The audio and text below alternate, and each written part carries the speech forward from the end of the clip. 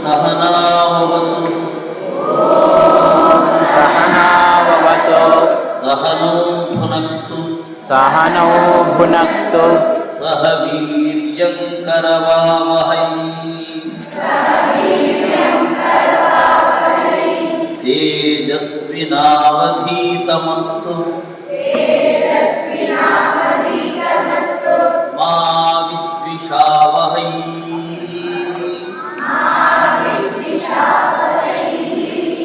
ॐ शान्ति शान्ति शान्ति।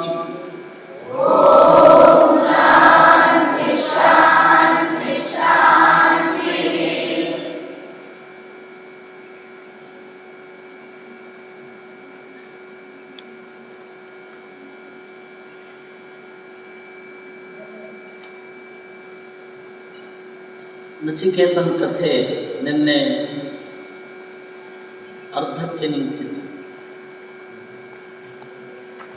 ಆ ಕಥೆಯನ್ನು ಇನ್ನೊಮ್ಮೆ ಹೇಳಿಬಿಡುತ್ತೇನೆ. ನಚಿಕೇತ ಉದ್ದಾಲಕರ ಮಗ. ಉದ್ದಾಲಕರಿಗೆ ಒಂದು ಯಾಗ ಮಾಡಬೇಕು ಅಂತ. ಆ ಯಾಗದಲ್ಲಿ ಎಲ್ಲವನ್ನ ಕೊಡೋದು, ಸರ್ವಸ್ವದಾನ ಅಂತಾರೆ. ಏನದು? ಎಲ್ಲ ಕೊಟ್ಬಿಡೋದು, ನಮ್ಮ ಕೈಯಲ್ಲಿ ಏನೂ ಇಲ್ಲ ಅಂತ. ಉದ್ದಾಲಕರು ತಮ್ಮ ಹತ್ತಿರ ಇದ್ದ ಗೋವುಗಳನ್ನೆಲ್ಲ ಕೊಡ್ತಾ ಇದ್ರು. ಆದ್ರೆ ಆ ಗೋವುಗಳು ಯಾವುದೇ ಉಪಯೋಗಕ್ಕೆ ಬರ್ತಾ ಇರಲಿಲ್ಲ. ಅವುಗಳಿಗೆ ನೀರು ಹೀರ್ಲಿಕ್ಕೆ ಆಗ್ತಾ ಇರಲಿಲ್ಲ, ಹುಲ್ಲು ತಿನ್ಲಿಕ್ಕೆ ಆಗ್ತಾ ಇರಲಿಲ್ಲ, ಹಾಲು ಬರ್ತಿರ್ಲಿಲ್ಲ. ನಮಗೆ ಉಪಯೋಗ ಇಲ್ಲದೆ ಇರೋದನ್ನು ಕೊಡೋದು ಅಂತ ಆದ್ರೆ ಒಳ್ಳೆಯದಲ್ಲ. ಅದಕ್ಕೆ ಮಗ ಹೇಳಿದ, ಇಲ್ಲ ನನ್ನನ್ನಾದರೂ ಕೊಡು ಅಂತ. ನಿನ್ನನ್ನು ಯಮನಿಗೆ ಕೊಟ್ಟಿದ್ದೇನೆ ಅಂತಂದ್ರು. ಅವನು ಯಮಲೋಕಕ್ಕೆ ಹೋದ. ಅಲ್ಲಿಗೆ ಹೋದಾಗ ಯಮ ಅವನನ್ನ ಆಧರಿಸಿ ಕೇಳಿ, ಏನು ಬೇಕು? ನಿನಗೆ 3 ವರಗಳನ್ನು ಕೊಡ್ತೇನೆ ಎಂದ. ಮೊದಲನೇ ವರ ಏನು ಕೇಳಿದ್ದು? ತಂದೆ ನನ್ನನ್ನ ಮೊದಲಿನ ತರಹ ಪ್ರೀತಿಸಬೇಕು. ಎರಡನೇ ವರ ಏನು ಕೇಳಿದ್ದು? ಅಗ್ನಿವಿದ್ಯೆ. ಮೂರನೇ ವರ ಏನು ಅಂತ ಕೇಳಿದ. ಅದಕ್ಕೆ ಅವನು ಹೇಳಿದ, ದೇವರ ಬಗ್ಗೆ ನನಗೆ ಹೇಳಿ ಅಂತ ಕೇಳಿದ. ಯಾರು? ನಚಿಕೇತ. ಆಗ ಯಮ ಏನು ಮಾಡಿದ? ನೋಡು ಮಗು, ದೇವರ ಬಗ್ಗೆ ತಿಳ್ಕೊಂಡು ಉಪಯೋಗ ಇಲ್ಲ. ಎಷ್ಟು ತಿಳ್ಕೊಂಡ್ರೂ ದೇವರ ಬಗ್ಗೆ ತಿಳ್ಕೊಳ್ತಾನೇ ಇರಬೇಕು. ಅದಕ್ಕಿಂತ ತಿಳ್ಕೊಳ್ಳದೆ ಇರೋದು ಒಳ್ಳೆಯದು. ಓದಿದ್ದೆಲ್ಲ ಮರ್ತು ಹೋಗುತ್ತೆ ಅಂದ್ರೆ ಓದ್ಬೇಕು ಯಾಕೆ? ಹಾಗಂತ ಬಿಡಬಾರದು. ಅವ್ರು ಹೇಳೋದು, ದೇವರ ಬಗ್ಗೆ ಎಷ್ಟು ತಿಳ್ಕೊಂಡ್ರು ತಿಳ್ಕೊಳ್ಳಿಕ್ಕಿರುತ್ತೆ, ಅದರಿಂದಾಗಿ ತಿಳ್ಕೊಳ್ಬೇಕು ಯಾಕೆ? ಅದ್ರ ಬದಲು ಒಳ್ಳೆ ವಾಹನ ಕೊಡ್ತೇನೆ, ನೀನು ಬೇಕಾದಷ್ಟು ಕಾಲ ಬದುಕಬಹುದು, ಆ ವರ ಕೊಡ್ತೇನೆ. ದೊಡ್ಡ ಭೂಮಿ, 50 ಎಕರೆ 60 ಎಕರೆ 70 ಎಕರೆ ಭೂಮಿ ಕೊಡ್ತೇನೆ. ದೇವ್ರ ಬಗ್ಗೆ ಯಾಕಪ್ಪ ತಿಳ್ಕೊತಿ? ಬಿಟ್ಟು ಬಿಡು. ನಾವೆಲ್ಲ ಆಗಿದ್ರೆ ಏನ್ ಮಾಡ್ತಾ ಇದ್ವಿ? ಓ ಸರಿ ಅಂತ ಒಪ್ಕೊಂಡ್ಬಿಡ್ತಾ ಇದ್ವಿ. ನಚಿಕೇತ ಹೇಳಿದ, ಬೇಡ ಬೇಡ, ನಾನು ದೇವ್ರ ಬಗ್ಗೆನೇ ತಿಳ್ಕೊಳ್ಬೇಕು ಅಂತ.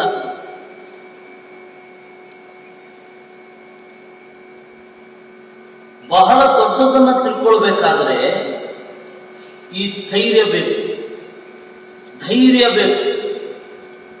ನಾನು ಇದನ್ನ ತಿಳ್ಕೊಳ್ತೇನೆ, ನನಗೆ ಒಳ್ಳೇದಾಗತ್ತೆ ಅನ್ನೋದು ಗೊತ್ತಿರಬೇಕು. ಈಗ ನಮಗೇನಾದರೂ 100 ರೂಪಾಯಿ ಚಾಕ್ಲೇಟ್ ಕೊಡ್ತೇನೆ, ಈ ಪಾಠಕ್ಕೆ ಕೂಡಬೇಡ ಬಂದ್ಬಿಡು ಅಂತಂದ್ರೆ ಏನ್ ಮಾಡ್ತೇವೆ ನಾವು? ₹100 ಚಾಕ್ಲೇಟೋ ಕಠೋಪನಿಷತ್ತೋ. ಹಾಗೆ ಹೋಗಬಾರದು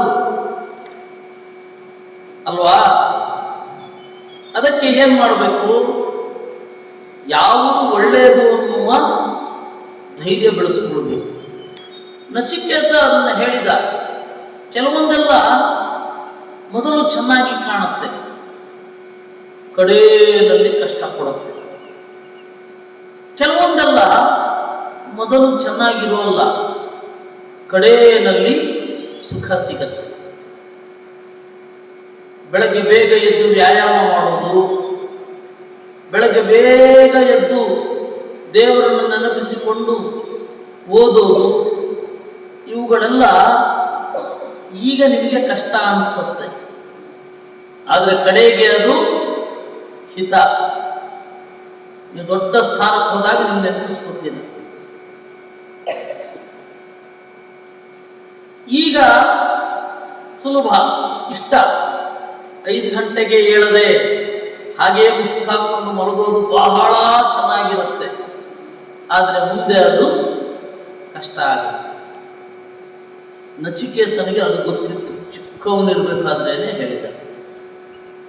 ನೀವೆಲ್ಲ ನನಗೆ ಮೊದಲು ಇದನ್ನು ಕೊಡ್ತೀರಾ, ನನಗೆ ಜ್ಞಾನ ಬರುವಲ್ಲ. ಜ್ಞಾನದಿಂದಲೇ ಸುಖ. ಜ್ಞಾನೇನೈವ ಪರಂ ಪದಂ. ಹೇಳಿ, ಜ್ಞಾನೇನೈವ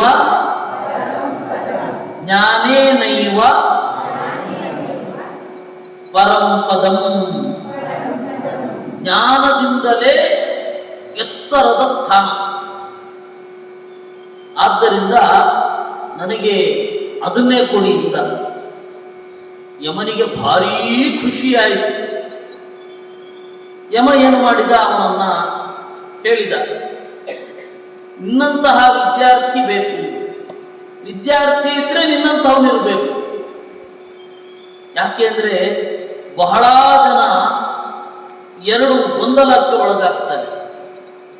ಒಂದು ಪ್ರೇಯಸ್ಸು, ಇನ್ನೊಂದು ಶ್ರೇಯಸ್ಸು. ಏನು?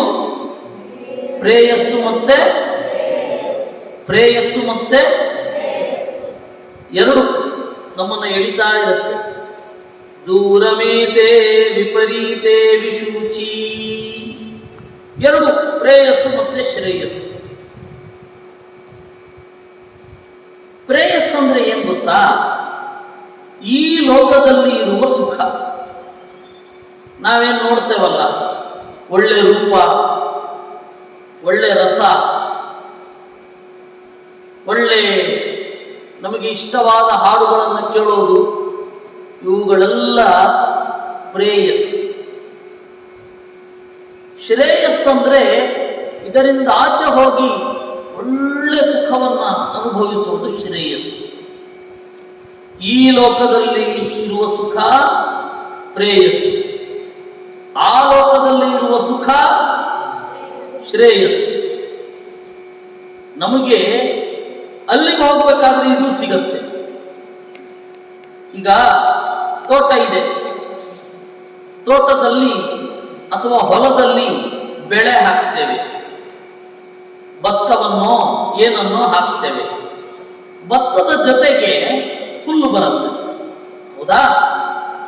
ಹುಲ್ಲಿಗಾಗಿ ಯಾರಾದರೂ ಕೃಷಿ ಮಾಡ್ತಾರಾ? ಹುಲ್ಲಿಗಾಗಿ ಯಾರಾದರೂ ಕೃಷಿ ಮಾಡ್ತಾರಾ? ಹುಲ್ಲು ಬೆಳೀಲಿ ಅಂತ ವರ್ಷ ಇಡೀ ಕಷ್ಟಪಡ್ತಾರ? ಭತ್ತ ಬೆಳೆದಾಗ ಹುಲ್ಲು ಬರುತ್ತೆ, ಹೌದಾ? ಹಾಗೆ ನೀವು ಚಾಕ್ಲೇಟ್ ತಗೋತೀರಾ, ಪೇಪರ್ಗಾಗಿ ಚಾಕ್ಲೇಟ್ ತಗೋತೀರಾ, ಒಳಗಡೆ ಇರೋ ವಸ್ತುಗಾಗಿ ಚಾಕ್ಲೇಟ್ ತಗೋತೀರಾ. ಒಳಗಡೆ ಇರೋ ವಸ್ತು ತೆಗೆದು ಪೇಪರನ್ನು ಬಿಸಾಕಿ ಕೊಟ್ಟರು ನೀವು ತಗೋತೀರಾ. ಯಾಕೆಂದ್ರೆ ಸಾರ ಯಾವುದು? ಒಳಗಡೆ ಇರೋದು. ಬೇಕಾದದ್ದು ಯಾವುದು? ಭತ್ತ. ಬರೋದು ಯಾವುದು? ಹುಲ್ಲು ಕೂಡ. ಆ ರೀತಿ ದೇವರನ್ನು ತಲುಪಲಿಕ್ಕೆ ಪ್ರಯತ್ನ ಪಟ್ಟರೆ ಇಲ್ಲೆಲ್ಲ ಸಿಗತ್ತೆ. ಏನೋ ದೇವರನ್ನು ತಲುಪಲಿಕ್ಕೆ ಪ್ರಯತ್ನ ಪಟ್ಟರೆ ಇಲ್ಲೆಲ್ಲ ಸಿಗತ್ತೆ. ಕಥಿತಂ ಕೃಷೇರಿವ ಫಲಾಲಕುಲಂ ಅಂತಾರೆ. ನಾರಾಯಣ ಪಂಡಿತಾಚಾರ್ಯರು ಅಂತ ಒಬ್ಬರು ಇದ್ರು. ಅವರು ಹೇಳುತ್ತಾರೆ, ಅದಕ್ಕೆ ಪ್ರಯತ್ನಿಸಿ, ಇದು ಸಿಗತ್ತೆ. ಹೇಗೆ? ಕೃಷಿಗೆ ಭತ್ತ ಸಿಗುವಾಗ ಹುಲ್ಲು ಸಿಗತ್ತೆ, ಹೌದಾ? ಆ ರೀತಿ ನಚಿಕೇತ ಹಾಗೆ ಹೇಳಿದ, ನಾನು ದೇವರ ಬಗ್ಗೆ ತಿಳ್ಕೊಳ್ಬೇಕು ಅಂದ. ಅವನಿಗೆ ಈ ಲೋಕದ ಎಲ್ಲ ಭಾಗ್ಯಗಳು ಸಿಕ್ತು. ಆಮೇಲೆ ನಚಿಕೇತ ಯಮನಿಂದ ಪಡೆದು ವಿದ್ಯೆಯನ್ನು ಕಲಿತುಕೊಂಡು ಬಂದ, ಎಲ್ಲವೂ ಸಿಕ್ತು. ಆದ್ರೆ ಅವನು ಮೊದಲೇ ಅದನ್ನು ಕೇಳಿದ್ದಿದ್ರೆ ಈ ವಿದ್ಯೆ ಸಿಗ್ತಾ ಇರಲಿಲ್ಲ. ಈ ನಚಿಕೇತ ಅವತ್ತು ಹೇಳಿದ್ದನ್ನ ಇವತ್ತಿಗೂ ಕೂಡ ನೋಡಿ ನಾವು ಚಿಂತನೆ ಮಾಡ್ತಾ ಇದ್ದೀವಿ. ನಚಿಕೇತ ಹೋಗಿ ಎಷ್ಟು ವರ್ಷ ಆಯಿತು? ಎಷ್ಟೋ ಸಾವಿರ ವರ್ಷಗಳಾಯಿತು.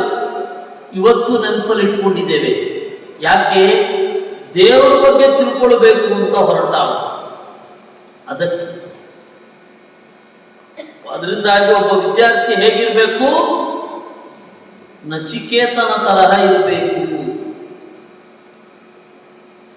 ಒಬ್ಬ ವಿದ್ಯಾರ್ಥಿ ಹೇಗಿರ್ಬೇಕು ಹೇಗಿರಬಾರ್ದು ಅನ್ನೋದಕ್ಕೆ ಇನ್ನೊಂದು ಕಥೆ ಹೇಳ್ತೇನೆ ನಿಮಗೆ. ಛಂದೋಗ ಉಪನಿಷತ್ತು ಅಂತ ಒಂದು ಉಪನಿಷತ್ತು ಇದೆ. ಯಾವ ಉಪನಿಷತ್ತು? ಛಂದೋಗ ಉಪನಿಷತ್ತು. ಅದರಲ್ಲಿ ಬ್ರಹ್ಮದೇವರು ಹೇಳಿದ್ರು, ಈ ಕಥೆ ಒಂದು ಬರುತ್ತೆ, ಹೇಗೆ ಕಲಿಬೇಕು, ಗುರುಗಳ ಮನಸ್ಸನ್ನು ಹೇಗೆ ಅರ್ಥ ಮಾಡಿಕೊಳ್ಬೇಕು, ಹೇಳಿಕೊಟ್ಟ ಪಾಠವನ್ನು ಹೇಗೆ ಚಿಂತನೆ ಮಾಡಬೇಕು ಅನ್ನೋದಕ್ಕೆ ಈ ಕಥೆ. ಬ್ರಹ್ಮದೇವರು ಹೇಳುದು, ಒಬ್ಬ ಇದ್ದಾನೆ ಆತ್ಮ ಅಂತ, ಆತ್ಮನನ್ನ ತಿಳ್ಕೊಳ್ಬೇಕು. ಸರಿ, ಆತ್ಮನನ್ನ ತಿಳ್ಕೊಳ್ಬೇಕು. ದೈತ್ಯರೆಲ್ಲ ಸೇರಿ ವಿರೋಚನನನ್ನ ಕಳುಹಿಸಿದರು. ದೇವತೆಗಳೆಲ್ಲ ಇಂದ್ರನನ್ನ ಕಳುಹಿಸಿದರು. ವಿರೋಚನ ಯಾರು ಗೊತ್ತಾ? ಪ್ರಹ್ಲಾದ ಗೊತ್ತಾ? ಪ್ರಹ್ಲಾದನ ಮಗ. ಬಲಿ ಗೊತ್ತಾ? ಬಲಿಯ ಅಪ್ಪ. ನೋಡಿ, ಪ್ರಹ್ಲಾದ ಗೊತ್ತು, ಬಲಿ ಗೊತ್ತು, ವಿರೋಚನ ಗೊತ್ತಿಲ್ಲ. ಯಾಕೆ? ಅವನು ದೇವರ ಬಗ್ಗೆ ತಿಳ್ಕೊಳ್ಳಿಕ್ಕೆ ಹೋಗಲಿಲ್ಲ.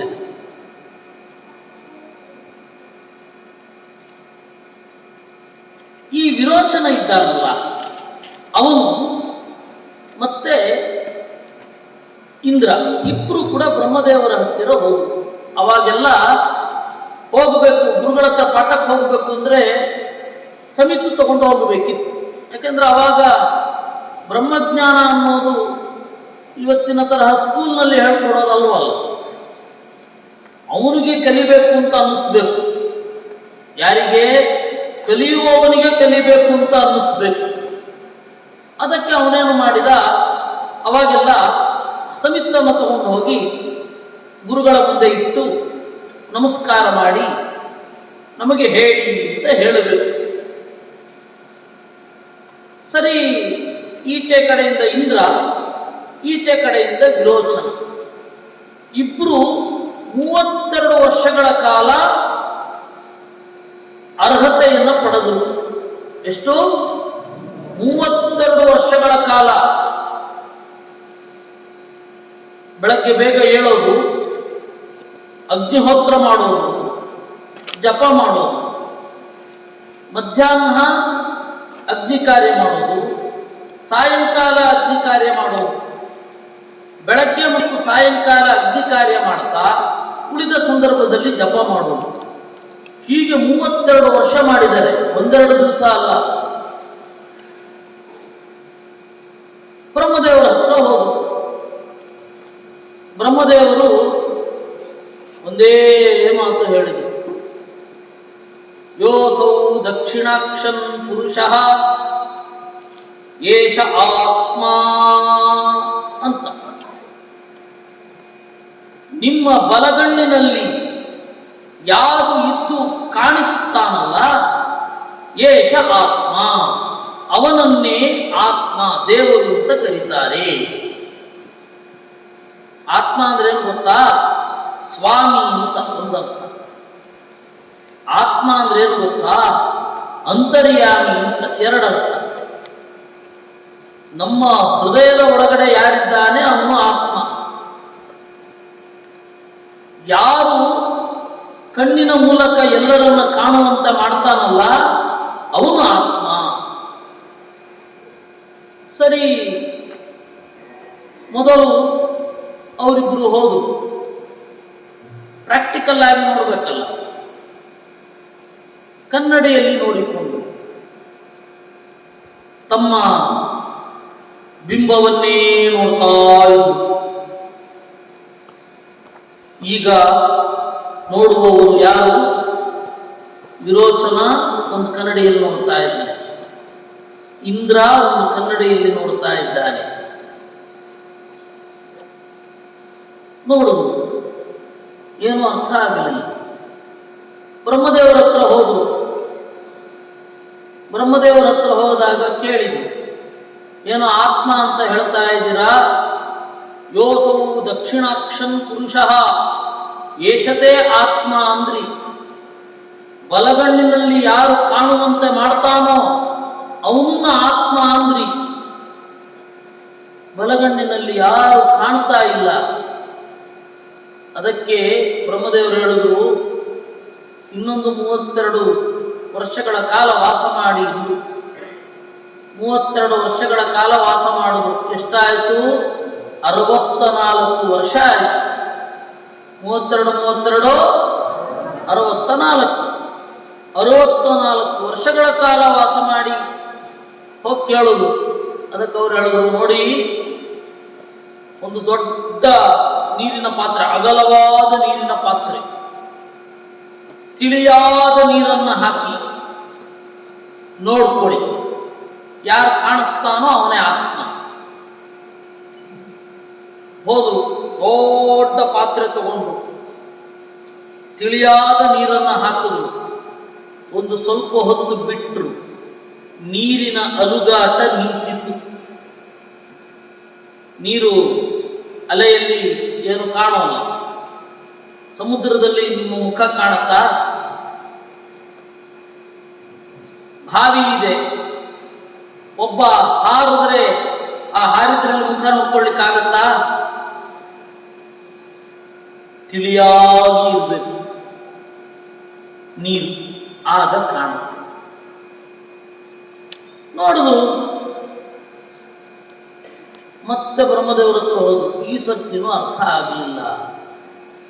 ಹೌದಾ, ಒಂದು ಕೆಲಸ ಮಾಡಿ, ಪೂರ್ತಿ ಅಲಂಕಾರ ಮಾಡ್ಕೊಂಡು ಹೋಗಿ, ಚೆನ್ನಾಗಿ ಸ್ನಾನ ಮಾಡಿ, ಎಲ್ಲ ಆಭರಣಗಳನ್ನು ಹಾಕಿಕೊಂಡು ಈ ಸರ್ತಿ ಹೋಗಿ ಎಂದು. ಈ ಸರ್ತಿ ಹೋಗಿ ನೋಡಿದ್ರು, ಏನು ಗೊತ್ತಾಗಲಿಲ್ಲ. ಬ್ರಹ್ಮದೇವರ ಹತ್ರ ಹೋದ್ರು. ನೀವು ಹೇಳಿದ್ರಿ ಎಲ್ಲ ಅಲಂಕಾರ ಮಾಡ್ಕೊಂಡು ಹೋಗಿ ಅಂತ. ಎಲ್ಲ ಅಲಂಕಾರ ಮಾಡ್ಕೊಂಡು ಹೋದ್ವಿ, ಏನು ಕಾಣಲಿಲ್ಲ. ಕಾಣಬೇಕಷ್ಟೇ ಅಂದ್ರು. ವಿರೋಚನ ಅಂದುಕೊಂಡ, ಓ ಇನ್ನೇನು ಇಲ್ಲ ಅರ್ಥ ಆಗಲಿಕ್ಕೆ ಅಂತ ಹೇಳಿ ಸೀದಾ ತನ್ನ ಊರಿಗೆ ಹೋದ. ಊರಿಗೆ ಹೋಗಿ ಹೇಳಿದ, ನೋಡಿ, ಈ ದೇಹ ಏನಿದೆ, ಈ ದೇಹವೇ ಆತ್ಮ.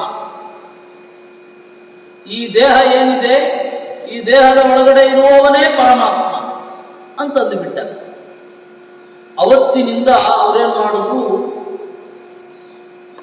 ದೇಹದಿಂದ ಬೇರೆಯಾದ ಆತ್ಮ ಇಲ್ಲ ಅಂದ್ರೆ ಶ್ರಾದ್ದ ಯಾರಿಗೆ ಮಾಡಿದ್ರು? ದೇಹದಿಂದ ಬೇರೆ ಯಾರು ಇಲ್ಲ ಅಂದ್ರೆ ದಾನ ಯಾಕೆ ಕೊಡಬೇಕು? ದೇಹದಿಂದ ಆಚೆ ಇನ್ನೊಬ್ಬ ಆತ್ಮ ಇಲ್ಲ ಅಂತ ಹೇಳಿದ್ರೆ ಯಾರಿಗೆ ಪೂಜೆ ಮಾಡಬೇಕು? ನಾವಿನ್ನೇನು ಮಾಡೋಲ್ಲ. ದೇಹವೇ ಆತ್ಮ ಆದ್ದರಿಂದ ಅವರನ್ನ ಹೂತು ಹಾಕಿ, ಸತ್ತ ಮೇಲೆ ಹೂತು ಹಾಕಿ, ಅವರಿಗೆ ಬೇಕಾದ ಪದಾರ್ಥಗಳನ್ನು ಭಿಕ್ಷಯ ಸುವಸನೇನ ಪರಿಷ್ಕೃತಾ ಭೂತ್ವ. ಯಾರಾದ್ರೊಬ್ರು ಸತ್ರೆ ಅವರನ್ನ ಕೆಳಗಡೆ ಹೂತಿಟ್ಟು ಅವರು ತಿಂತಾರೆ ಅಂತ ಹೇಳಿ ಎಲ್ಲ ಪದಾರ್ಥಗಳನ್ನು ಇಡೋದು. ಆ ರೀತಿಯಿಂದ ಅರ್ಥ ಮಾಡ್ಕೊಂಡು ಈ ಪದ್ಧತಿ ಎಲ್ಲಿದೆ ಗೊತ್ತಾ? ಈಜಿಪ್ಟಿನಲ್ಲಿದೆ. ಹೇಳದ್ನ ಈಜಿಪ್ಟ್ ಅಂತ. ಮಮ್ಮಿ ಅಂತ ಕರೀತಾರೆ ಆ ಗೋರಿಗಳನ್ನ. ಏನೋ ಕರಿಬೇಕಾ ನಿಮ್ಮ ಅಮ್ಮನ್ನ ನೀವು? ಕನ್ನಡದಲ್ಲಿ ಅಮ್ಮ ಅಂತ ಕರಿಬಾರದ ನೀವು? ನಿಮ್ಮ ಫ್ರೆಂಡ್ಸ್ಗೆ ಹೋದ್ಮೇಲೆ ಸ್ಕೂಲಲ್ಲಿ ಹೇಳಿ, ಮಮ್ಮಿ ಅಂದ್ರೆ ಏನು ಗೊತ್ತಾ? ಸಮಾಧಿಯಲ್ಲಿರುವ ಹೆಣ ಅಂತ ಹೇಳಿ. ಕೇಳಿದ್ರೆ ಸರಿ, ಕೇಳದೆ ಹೋದ್ರೆ ಆನಂದ, ಕೇಳಿದ್ರೆ ಸಂತೋಷ, ಕೇಳದೆ ಹೋದ್ರೆ ಆನಂದ. ಮಮ್ಮಿ ಅಂತ ಹೇಳಿದ್ರೆ ಹಾಗೆ. ಅಲ್ಲೇನ್ ಮಾಡ್ತಾರೆ, ದೇಹದ ಒಳಗಡೆ ಇರುವ ಮಾಂಸಗಳನ್ನೆಲ್ಲ ತೆಗೆದು ಟೊಳ್ಳು ಮಾಡಿ ಬಟ್ಟೆ ಸುತ್ತಿ ಅದು ತಿನ್ಲಿ ಅಂತ ಹೇಳಿ ಎಲ್ಲ ಪದಾರ್ಥಗಳನ್ನು ಬಿಡ್ತಾರೆ. ಮುತ್ತು ರತ್ನಗಳನ್ನೆಲ್ಲ ಒಂದು ಕಡೆ ಜೋಡಿಸ್ತಾರೆ. ಅವರ ಸೇವಕರು ಬೆಕ್ಕು ನಾಯಿ ಅದನ್ನೆಲ್ಲ ಕೊಂದು ಅಲ್ಲಿ ಇಡ್ತಾರೆ, ಆಟ ಆಡ್ಲಿಕ್ಕೆ ಬೇಕು ಅವ್ರಿಗೆ ಅಂತ. ಇದೆಲ್ಲ ಯಾವುದರ ಕಲ್ಪನೆ ಗೊತ್ತಾ? ಅವತ್ತು ಅವರು ತಪ್ಪು ಅರ್ಥ ಮಾಡ್ಕೊಂಡಿದ್ದರದ್ದು ಪರಿಣಾಮ ಇವೆಲ್ಲ. ದೇಹವೇ ಆತ್ಮ ಅಂತ. ಆದ್ರೆ ಇಂದ್ರ ಹಾಗೆ ಮಾಡಲಿಲ್ಲ.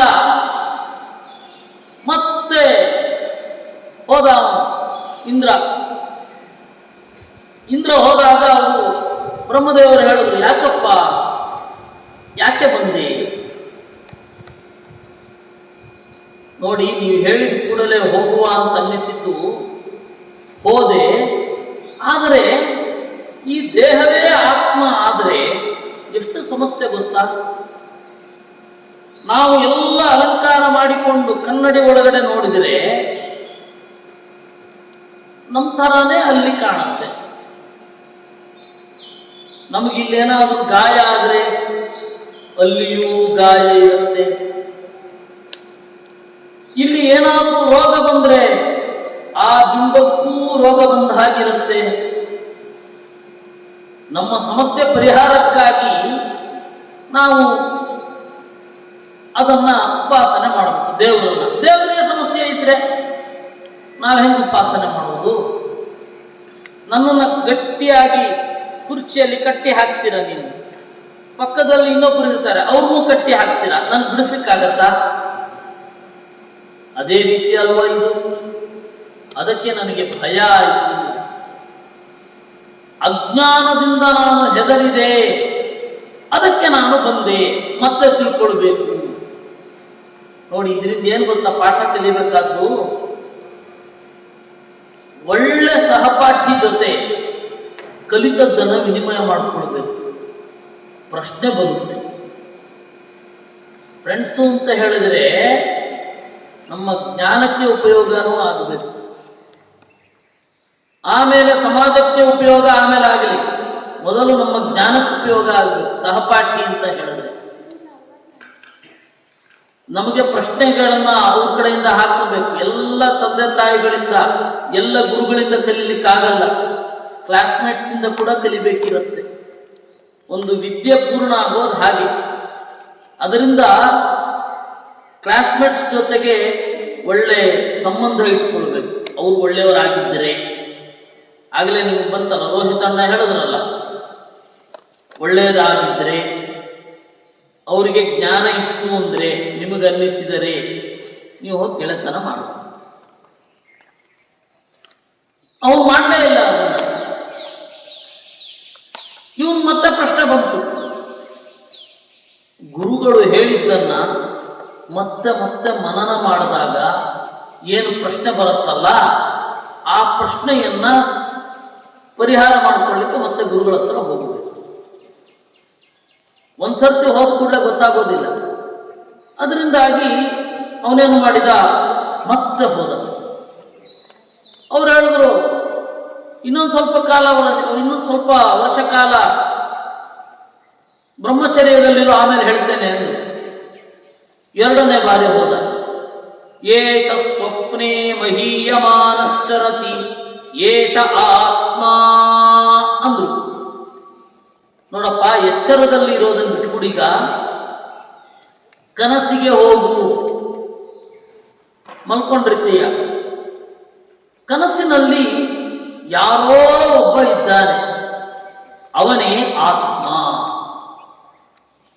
ಸರಿ, ಇವನೇನು ಮಾಡಿದ, ಆಯಿತು ಅಂತ ಹೇಳಿ ಮತ್ತೆ ದೇವತೆಗಳ ನಾಡಿಗೆ ಹೋದ. ಇನ್ನೂ ದೇವತೆಗಳನ್ನು ತಲುಪಿಲ್ಲ, ಆಗ ಅವನಿಗನ್ನು ಶುರು ಆಯಿತು. ಮತ್ತೆ ವಾಪಸ್ ಬಂದ. ಬ್ರಹ್ಮದೇವರು ಕೇಳಿದ್ರು, ಯಾಕಪ್ಪ ಬಂದಿ ಅಂತ. ಅವನು ಹೇಳ್ದ, ನೋಡಿ ಗುರುಗಳೇ, ಕನಸಿನಲ್ಲಿ ಕಾಣುವವನನ್ನ ಆತ್ಮ ಅಂದ್ರಿ, ಎಚ್ಚರದಲ್ಲಿ ನಮಗೇನು ದೋಷ ಇರೋದಿಲ್ಲ. ಮಲ್ಕೊಂಡ ಮೇಲೆ ಯಾರೋ ನಮ್ಮನ್ನ ಎಳ್ಕೊಂಡೋದ ಹಾಗೆ, ಯಾರೋ ನಮ್ಮನ್ನ ಹೊಡೆದ ಹಾಗೆ, ಜಿನಂತೀವ ಯಾರೋ ನಮ್ಮನ್ನು ಹೂತು ಹಾಕಿದ ಹಾಗೆ ಕನಸು ಬೀಳುತ್ತೆ. ಆ ಕನಸಿನಲ್ಲಿ ತೋರುವ ಆತ್ಮನೇ ಪರಮಾತ್ಮನ. ಎಚ್ಚರದಲ್ಲಿ ದೋಷ ಇಲ್ಲ, ಕನಸಿನಲ್ಲಿ ದೋಷ ಇದೆ. ಎಚ್ಚರದಲ್ಲಿ ನಾವು ಇವಾಗೆಲ್ಲ ಆರಾಮಾಗಿದ್ದೀವಿ, ಮಲ್ಕೊಂಡ್ವಿ, ನಿದ್ರೆ ಕಳೆದ ಮೇಲೆ ಕನಸು ಬಂತು, ಕನಸಿನಲ್ಲಿ ಈ ಸಮಸ್ಯೆ ಶುರು ಆಗುತ್ತೆ. ಏನ್ ಮಾಡೋದು? ಇವನನ್ನ ಆತ್ಮ ಅಂತ ಉಪಾಸನೆ ಮಾಡೋದಾ? ದೋಷ ಇದೆಯಲ್ಲ ಅವನಿಗೆ. ಅದಕ್ಕೆ ಅವರು ಹೇಳಿದ್ರು, ನೋಡಪ್ಪ, ಗಾಢವಾದ ನಿದ್ರೆಗೆ ಹೋದಾಗ ಯಾರು ಇರ್ತಾನೋ ಅವನೇ ಆತ್ಮ. ಸರಿ, ಕೇಳಿಕೊಂಡು ಮತ್ತೆ ಹೋದ. ಗಾಢವಾದ ನಿದ್ರೆ, ಅದರ ಒಳಗಡೆ ಇರುವವನೇ ಆತ್ಮ. ಹೋದ್ರು ಸೀದಾ. ಹೋದ, ಇನ್ನೂ ಮುಟ್ಟಿಲ್ಲ, ವಾಪಸ್ ಬಂದ. ಗಾಢವಾದ ನಿದ್ರೆಯಲ್ಲಿ ನಾನು ಅಂತಷ್ಟೇ ಗೊತ್ತಾಗತ್ತೆ, ನನ್ನ ಜೊತೆಗಿರೋರು ಯಾರು ಗೊತ್ತಾಗೋದಿಲ್ಲ. ಈ ಅಜ್ಞಾನ ಇರುತ್ತಾ ದೇವರಿಗೆ?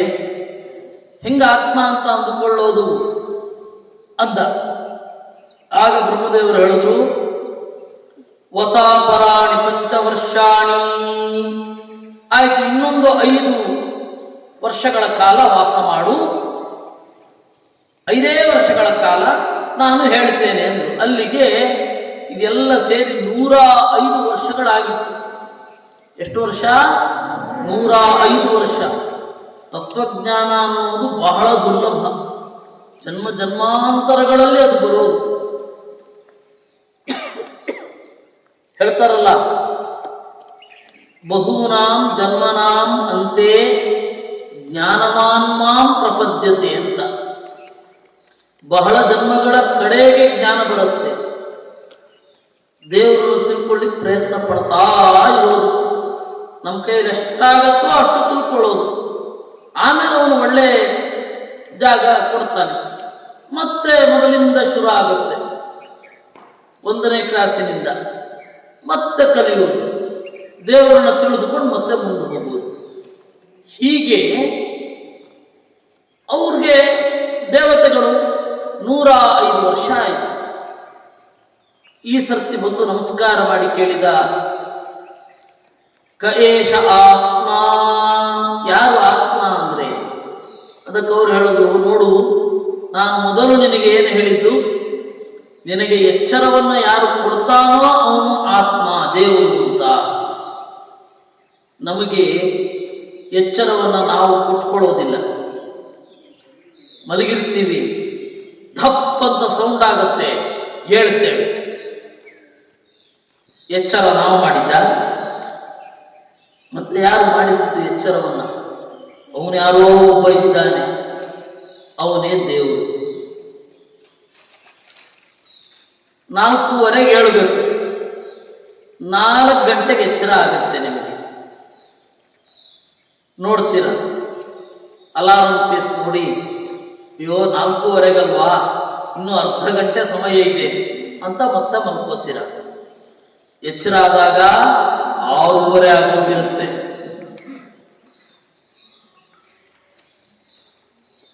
ಎಚ್ಚರ ಮಾಡೋದು ಯಾರು? ನಮ್ಮ ಕೈಲಿದೆಯಾ? ನಾವು ಕಾಣೋದಾಗಿದ್ರೆ ಇಲ್ಲಿ ಇರುವ ಪರಮಾಣುಗಳು ಕಾಣಬೇಕಿತ್ತು, ಕಾಣ್ತಾ ಇಲ್ಲ. ಅದನ್ನೇ ನಾನು ಹೇಳಿದ್ದು, ಏಷ ದಕ್ಷಿಣಾಕ್ಷನ್ ಪುರುಷೋ ದೃಶ್ಯತೆ.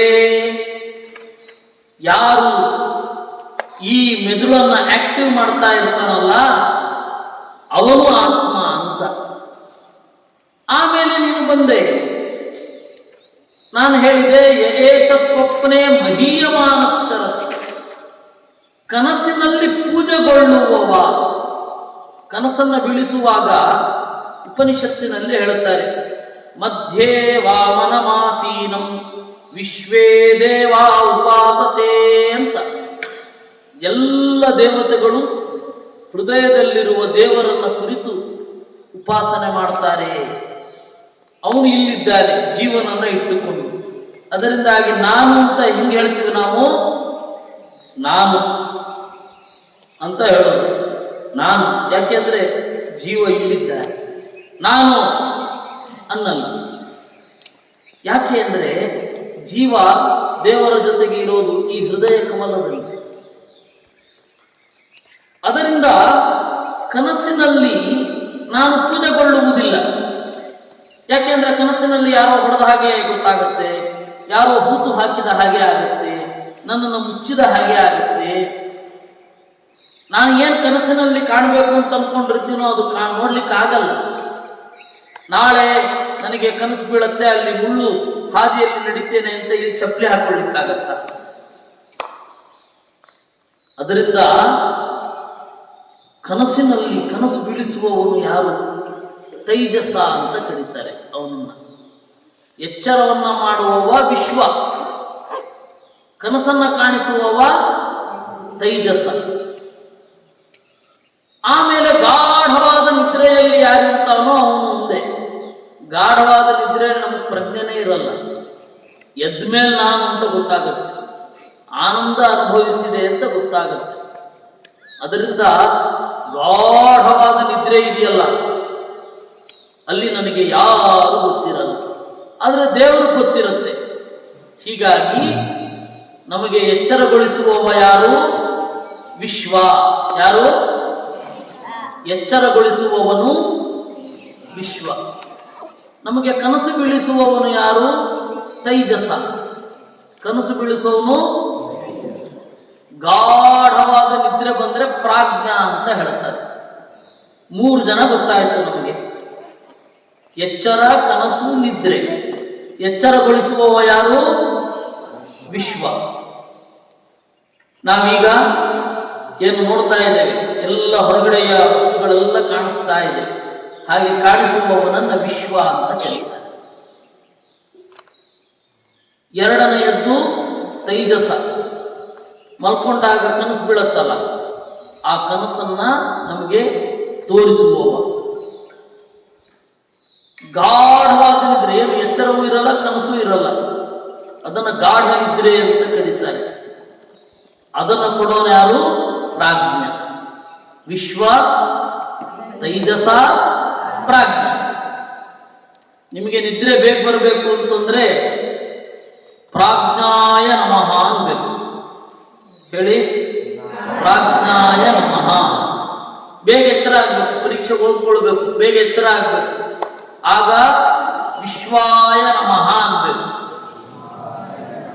ಈ ಸಮಯದಲ್ಲಿ ಎಚ್ಚರಗೊಳಿಸು ಅಂತ ನೀವು ಮನಸ್ಸಿಗೆ ಹೇಳಿ ಮಲಗಿದರೆ ನೀವು ಎಷ್ಟು ಗಂಟೆಗೆ ಹೇಳ್ತೀರಾ ಅಷ್ಟು ಗಂಟೆಗೆ ಎಚ್ಚರ ಆಗುತ್ತೆ. ಯಾವ ಟೈಮ್ ಪೀಸ್ ಬೇಡ, ಅಲಾರ್ಮ್ ಬೇಡ.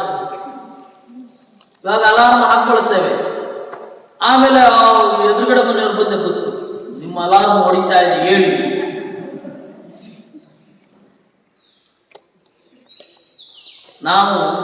ನಾನು ಓದ್ತಾ ಇದ್ದಾಗ ಹಾಸ್ಟೆಲ್ನಲ್ಲಿ 15ನೇ ರೂಮಲ್ಲಿ ಇದ್ದೆ. 11ನೇ ರೂಮಲ್ಲಿ ಒಬ್ಬ 4 ಗಂಟೆಗೆ ಅಲಾರ್ಮ್ ಇಟ್ಕೊಂಡು ಮಲಗಿಬಿಡೋನು. ನಾವು ಹೋಗಿ ಎಬ್ಬಿಸ್ಬೇಕಾಗೋದು, ಏಳು ಅಲಾರ್ಮ್ ಹೊಡಿತಾ ಇದೆ. ಅದರಿಂದಾಗಿ ಒಳ್ಳೆ ಎಚ್ಚರ ಆಗಬೇಕು ಅಂದ್ರೆ ವಿಶ್ವಾಯ ನಮಃ. ನಮಗೆ ಗೊತ್ತಿರದ ವಿಚಾರ ಅದು ಗೊತ್ತಾಗಬೇಕು ಅಂತಂದ್ರೆ ವಿಶ್ವಾಯ ನಮಃ ಅನ್ಬೇಕು. ನಿದ್ರೆ ಚೆನ್ನಾಗಿ ಬರಬೇಕು, ಡಿಸ್ಟರ್ಬೆನ್ಸ್ ಇರಬಾರದು ನಿದ್ರೆಯಲ್ಲಿ. ಯಾಕೆಂದ್ರೆ ನಿದ್ರೆ ಅನ್ನೋದು ಆರೋಗ್ಯ ಅಲ್ವಾ. ಆ ನಿದ್ರೆ ಒಳ್ಳೆ ಚೆನ್ನಾಗಿ ಬಂತು ಅಂತಂದ್ರೆ ಫ್ರೆಶ್ ಆಗಿ ಎದ್ದು ಬಿಡ್ತಾನೆ, ಬೇರೆ ಎಲ್ಲ ಕೆಲಸ ಮಾಡಲಿಕ್ಕೆ ಉತ್ಸಾಹ ಇರುತ್ತೆ. ನಿದ್ರೆ ಬರಲಿಲ್ಲ ಅಂದ್ರೆ ಉತ್ಸಾಹ ಇರಲ್ಲ. ಈಗ ಗೊತ್ತಾಗುವಲ್ಲ, ಇವಾಗ ಹೇಳಿದ್ದು ಮುಂದೆ ಗೊತ್ತಾಗುತ್ತೆ ನಿಮಗೆ. ನಿದ್ರೆ ಬರದೇ ಹೋದಾಗ, ಟೆನ್ಷನ್ ಆದಾಗ, ಚೆನ್ನಾಗಿ ನಿದ್ರೆ ಬರಬೇಕು ಅಂದಾಗ ಪ್ರಾಜ್ಞಾಯ ನಮಃ ಅನ್ಬೇಕು. ಹೀಗೆ ಈ 3 ಪರಮಾತ್ಮನ ರೂಪಗಳನ್ನು ತಿಳ್ಕೊಳ್ಬೇಕು ಅಂತ ಅವರು ಹೇಳಿದ್ದು. ಯಾರು? ಬ್ರಹ್ಮದೇವರು. ಇಂದ್ರನಿಗೆ ಅದು ಗೊತ್ತಾಯಿತು. ನಿಶ್ಚಿಂತೆಯಿಂದ ಅವನು ಇಂದ್ರಲೋಕಕ್ಕೆ ಹೋದ. ಅಲ್ಲಿ ಎಲ್ಲರಿಗೂ ಹೇಳಿದ, ನೋಡಿ, ಎಚ್ಚರದಲ್ಲಿ ಜೀವ 3 ಅವಸ್ಥೆಯಲ್ಲಿ ಇರ್ತಾನೆ, ಎಚ್ಚರದಲ್ಲಿ, ಕನಸಿನಲ್ಲಿ, ನಿದ್ರೆಯಲ್ಲಿ ಅಲ್ವಾ. ನಾವಿನ್ನೇನು ಮಾಡ್ತೀವಿ? ಒಂದೋ ಎಚ್ಚರದಲ್ಲಿ ಇರ್ತೇವೆ, ಒಂದೋ ಕನಸು ಕಾಣ್ತಾ ಇರ್ತೇವೆ, ಒಂದೋ ನಿದ್ರೆ ಮಾಡ್ತಾ ಇರ್ತೇವೆ. ಇಲ್ಲಿ ಎಲ್ಲ ದೇವರು ನಮ್ಮನ್ನು ಕಾಯ್ತಾ ಇರ್ತಾನೆ ಅಂತ ಹೇಳಿ ಅವ್ರಿಗೆಲ್ಲರಿಗೂ ಹೇಳಿದ. ಆಮೇಲೆ ದೇವತೆಗಳು ಸುಖವಾಗಿ ಇದ್ರು. ದೈತ್ಯರು, ಅವ್ರಿಗೆ ಜ್ಞಾನ ಇಲ್ವಲ್ಲ, ದುಃಖವನ್ನು ಅನುಭವಿಸ್ತಾ ಇದ್ರು. ಅದರಿಂದಾಗಿ ಜ್ಞಾನ ಸುಖ. ಸುಖ ಯಾವುದರಿಂದ ಬರೋದು? ಜ್ಞಾನದಿಂದ ಬರೋದು, ಅಜ್ಞಾನದಿಂದ ದುಃಖ. ದೈತ್ಯರನ್ನು ಮಾಡಿದ್ರು ಅಜ್ಞಾನ, ಅದರಿಂದಾಗಿ ಹೇಗೋ ಏನೇನೋ ಮಾಡ್ತಾ ಇರ್ತಾರೆ, ಅದಕ್ಕೆ ಅವರಿಗೆ ದುಃಖ. ದೇವತೆಗಳು ಸುಖವನ್ನು ಅನುಭವಿಸ್ತಾ ಇದ್ದಾರೆ. ಈ ರೀತಿ ಇಂದ್ರ ಹಾಗೂ ವಿರೋಚನರ ಕಥೆ. ನಾವಿಲ್ಲಿ ಏನು ತಿಳ್ಕೊಳ್ಬೇಕು? ಸಹಪಾಠಿಗಳ ಜೊತೆಗೆ ಚರ್ಚೆ ಮಾಡಬೇಕು. ಮೇಷ್ಟೊಂದು ಸಬ್ಜೆಕ್ಟ್ ಹೇಳಿ ಹೊರಟೋಗ್ತಾರೆ, ನೋಟ್ಸ್ ಕೇವಲ ಇಟ್ಕೊಂಡು ತಗೊಳ್ಬಾರ್ದು, ಚರ್ಚೆ ಮಾಡಬೇಕು. ಅಥವಾ ಗುರುಗಳ ಹತ್ರನೇ ಕೇಳಬೇಕು. ನಿಮಗೆ ಸಹಪಾಠಿಗಳನ್ನು ಮಾತ್ರ ಅಲ್ಲ, ಯಾರು ನಿಮ್ಮ ಪ್ರಶ್ನೆಗಳಿಗೆ ಉತ್ತರ ಹೇಳ್ತಾರೆ ಅವ್ರ ಹತ್ರ ಚರ್ಚೆ ಮಾಡ್ತಾ ಇರಬೇಕು. ಗೊತ್ತಾಯ್ತಾ? ಇದು ಒಂದು ಪಾಠ. ಎರಡನೆಯದ್ದು, ಗುರುಗಳು ಏನೋ ಒಂದು ಹೇಳ್ತಾರೆ, ಅದು ನಮಗೆ ಗೊತ್ತಾಗೋ ತನಕ ಬಿಡಬಾರ್ದು. ಅದ್ರ ಪಾಡಿಗೆ ಅದಿರಲಿ, ನಮ್ಮ ಪಾಡಿಗೆ ನಾವಿರೋಣ ಅನ್ನಬಾರದು. ಹಾಗೆ ಅಂದರೆ ವಿರೋಚನ ಆಗೋಗ್ತೀರ. ಇಲ್ಲ, ನನಗೆ ಅರ್ಥ ಆಗಬೇಕು ಅಂತಂದ್ರೆ ಇಂದ್ರನ ತರಹ ಜ್ಞಾನಿಗಳಾಗ್ತೀರ. ಏನಾಗಬೇಕು? ವಿರೋಚನ ಆಗ್ಬೇಕಾ, ಇಂದ್ರ ಆಗ್ಬೇಕಾ? ಇದು ಇಲ್ಲಿಯ ಪಾಠ. ಛಂದೋಗೋಪನಿಷತ್ತಿನಲ್ಲಿ ಬರುವ ಕಡೆಯ ಅಧ್ಯಾಯದಲ್ಲಿ ಇರುವಂತಹ ಒಂದು ಪಾಠ. ನಾಳೆ ಶ್ವೇತಕೇತು ಅಂತ ಒಬ್ಬ ಪುಟ್ಟ ಹುಡುಗ ಇದ್ದಾನೆ, ಅವನ ಕಥೆ ನೋಡೋಣ. ಶ್ವೇತಕೇತು, ಶುನಶೇಪ, ಅಷ್ಟಾವಕ್ರ. ಮಹಾಭಾರತದಲ್ಲಿ ಅಷ್ಟಾವಕ್ರನ ಕಥೆ ಬರುತ್ತೆ. ಆ ಅಷ್ಟಾವಕ್ರನ ಕಥೆ ಒಂದು ಸ್ವಲ್ಪ ವೇದದಲ್ಲಿಯೂ ಇದೆ. ಆ ಅಷ್ಟಾವಕ್ರನ ಕಥೆ, ಶುನಶೇಪ ಅಂತ ವೇದದಲ್ಲಿ ಒಬ್ಬ ಬರ್ತಾನೆ, ಅವನು ಪುಟ್ಟ ಹುಡುಗನೇ. ವೇದೋಪನಿಷತ್ತುಗಳಲ್ಲಿರುವ ಬಾಲಕರು, ಪುಟ್ಟ ಹುಡುಗರ ಕಥೆ. ಅದನ್ನ ನಾಳೆ ನೋಡೋಣ. ಓಂ ಸಹನಾವವತು ಸಹನೌ ಭುನಕ್ತು ಸಹ ವೀರ್ಯಂ ಕರವಾವಹೈ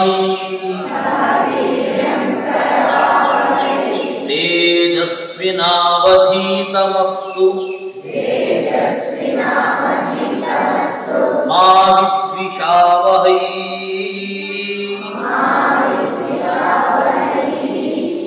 ಓಂ ಶಾಂತಿ ಶಾಂತಿ ಶಾಂತಿ.